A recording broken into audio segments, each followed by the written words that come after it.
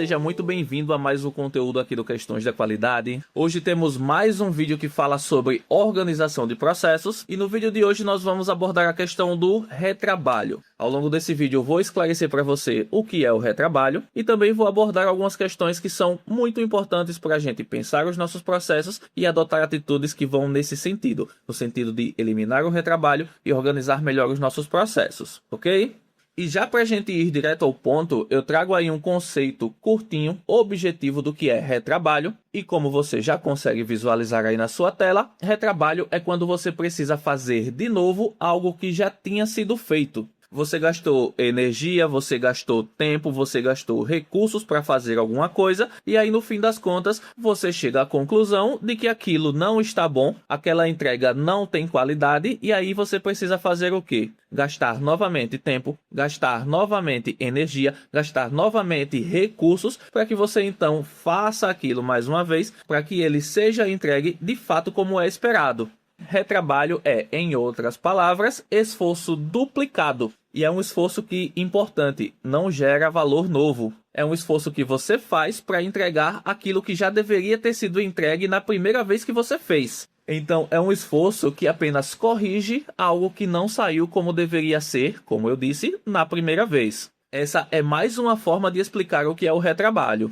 Agora, pensando especificamente no contexto de gestão de processos, temos aí que retrabalho é um grande sintoma, um grande sinal de ineficiência. Ele gera, como eu trago aí, perda de tempo, aumenta custos operacionais, sobrecarrega a equipe e muitas vezes ainda impacta negativamente o cliente. Sabe aquela situação de, por exemplo, prestar um serviço ou entregar um produto ao cliente, e aí esse cliente não ficar satisfeito com esse serviço, com esse produto, e aí gerar a necessidade de aquilo ser feito novamente, de o serviço ser prestado novamente, de o produto ser refeito, tudo isso é sinal, é sintoma de ineficiência.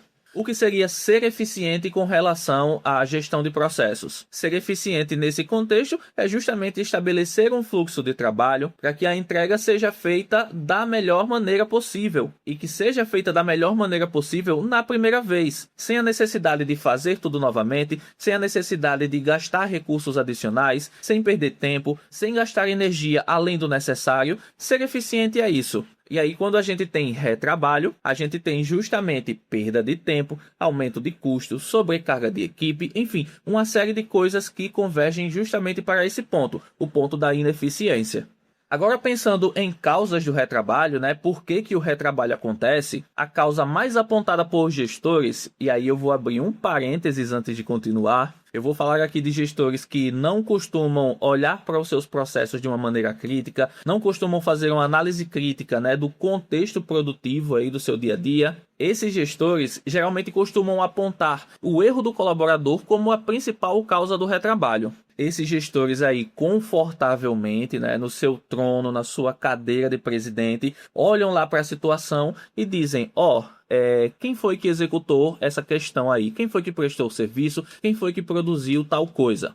Ah, foi fulano. Então, a culpa é de fulano. Eu não estou dizendo que não existam situações que o erro é humano, o erro é do colaborador e a causa do retrabalho realmente seja essa. O que eu estou querendo trazer aqui é que a gente precisa refletir se realmente é sempre o erro humano que gera aí os nossos processos a terem retrabalho. Afinal, existem diversas outras causas que, se a gente analisar criticamente, a gente pode chegar a elas. E aí, através da identificação dessas causas, a gente consegue explicar muito bem qual é o motivo do retrabalho aí dos nossos processos. E através justamente dessa identificação, a gente consegue agir de forma a eliminar essa causa do retrabalho. Mas para isso a gente precisa deixar de lado essa ânsia de dizer é erro humano, é erro do colaborador e a gente precisa olhar realmente criticamente para os processos, E aí, inclusive, utilizar ferramentas de qualidade. Existem diversas ferramentas de qualidade que ajudam a gente a fazer um bom diagnóstico de processos e aí, através desse diagnóstico, chegar à real causa aí do retrabalho que existe, dentro dos nossos processos. Mas então, quais são essas outras causas possíveis, além da causa erro do colaborador? Temos, por exemplo, a questão de o processo não ser padronizado, é aquele processo que só existe na cabeça das pessoas. Temos também a ausência de documentação clara, né? Algo que inclusive está ligado a essa primeira causa que eu citei. Não existe um POP, não existe fluxo, não existe instrução de trabalho, não existe nada que consiga apoiar as pessoas na execução correta de um processo, na execução eficiente de um processo. Sem esse material, sem essa formalização, sem tudo isso para apoiar as pessoas acabam errando e aí o retrabalho vem. Outra causa que a gente pode citar é o processo exclusivamente manual ou improvisado. Geralmente, processo manual, principalmente aquele que envolve números, só para dar um exemplo, são processos que tendem a gerar erros. E aí, com o erro, vem a necessidade de correção. Correção significa retrabalho. Temos também a situação de sistemas mal configurados ou que permitem avançar com informação inadequada.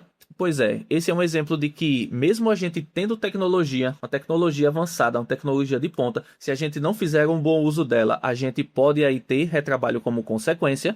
E aí, para fechar, eu vou trazer mais uma causa, que não é a última. Se a gente investigar aí no nosso contexto específico, a gente pode chegar a outras causas. Mas para fechar o nosso vídeo de hoje, eu vou deixar aí mais uma causa, que é uma causa extremamente comum. Eu estou falando da falta de onboarding e capacitação contínua. Se a empresa não oferece um onboarding bem estruturado e ela não oferece capacitação contínua, treinamento rotineiro, as pessoas podem acabar não assimilando desde o início, né, o processo como ele deve ser. E aí eu estou falando de como ele deve ser da maneira mais eficiente possível, correta e eficiente. E as pessoas sem capacitação contínua também podem, em algum momento, esquecer como é que o processo funciona. E aí não necessariamente eu estou falando do processo todo, eu falo de uma parte dele e muitas vezes é uma parte essencial para que a entrega seja de qualidade, seja correta. E aí sem isso, né, ou melhor, com isso, a gente acaba tendo também a necessidade de corrigir, a necessidade de refazer, ou seja, a necessidade de ter retrabalho aí no nosso dia a dia, certo?